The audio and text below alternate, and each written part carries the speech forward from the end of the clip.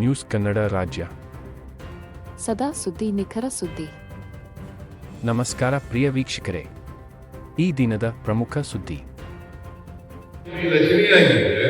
ಮನಮೋಹನ್ ಸಿಂಗ್ ಅವರು ಪ್ರಧಾನಮಂತ್ರಿಯಾಗಿರುವಾಗ ಈ ಭಾಗದ ಅಭಿವೃದ್ಧಿಗೆ, ಕಲ್ಯಾಣ ಕರ್ನಾಟಕದ ಅಭಿವೃದ್ಧಿಗೆ ಸಂವಿಧಾನವನ್ನ ತಿದ್ದುಪಡಿ ಮಾಡಿ 371 ವಿಧಿ ಜೆ ಇದನ್ನ ಸೇರಿಸಿದ್ದಾರೆ.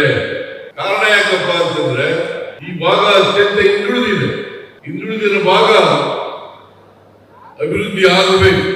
ಅದಕ್ಕೋಸ್ಕರ 371 ಜೆ 2012ರಲ್ಲಿ ತಿದ್ದುಪಡಿ ಆಯಿತು. ನಾವು 2003ರಲ್ಲಿ ಅಧಿಕಾರಕ್ಕೆ ಬಂದವು. ಆಗ್ತಾನೆ ತಿದ್ದುಪಡಿ ಆಗಿತ್ತು.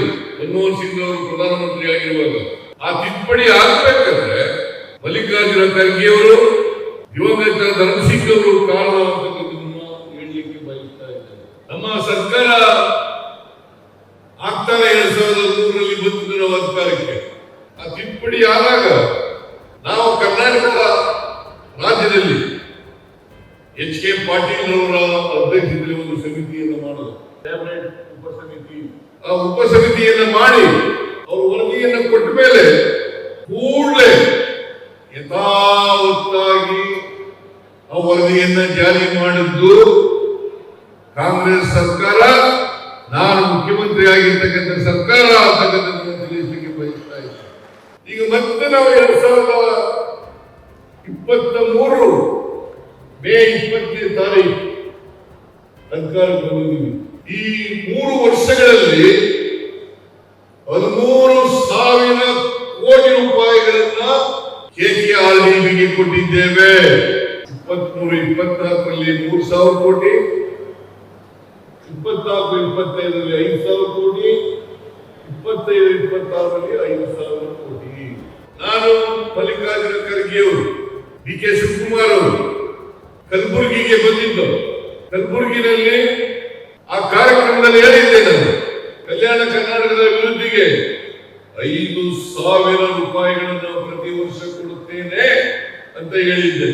ಅದರಂತೆ ನಾನು 2 ವರ್ಷಗಳಲ್ಲಿ 10,000 ಕೋಟಿ, ಮೊದಲನೇ ವರ್ಷ 3,000 ಕೋಟಿ, ಒಟ್ಟು 13,000 ಕೋಟಿ ರೂಪಾಯಿಗಳನ್ನು ಕೊಟ್ಟಿದ್ದೇನೆ. 371 ಜೆ ಮಾಡಿದವರು ಯಾರು? ಅವತ್ತು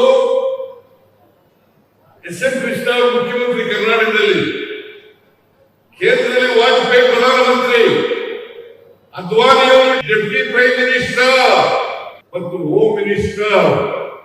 ಅವರಿಗೆ ಒಂದು ಎಸ್ ಎಂ ಕೃಷ್ಣ ಅವರು ಪತ್ರ ಬರೀತಾರೆ, 371 ಜೆ ಮಾಡಿ, ತಿದ್ದುಪಡಿ ಮಾಡಿ, ಸಂವಿಧಾನ ಸೇರಿಸಿ ಅಂತ ಮಾಡಿದಾಗ ಇದೇ ಅದ್ವಾನಿ ಅವರು ಎಸ್ ಎಂ ಕೃಷ್ಣ ಅವರಿಗೆ ಬರೆದಂತ ಪತ್ರ ಮಾಡಕ್ಕಾಗಲ್ಲ. ದೇಶದ ಉಪಪ್ರಧಾನಿ ಆಗಿದ್ದಂತ ಅದ್ವಾನಿಯವರು ಯಾವ ಪಕ್ಷದವರು? ಬಿಜೆಪಿ. ಬಹಳ ಸತ್ಯ ಅರಿಶಂತರ ಮಾತಾಡ್ತಾರೆ,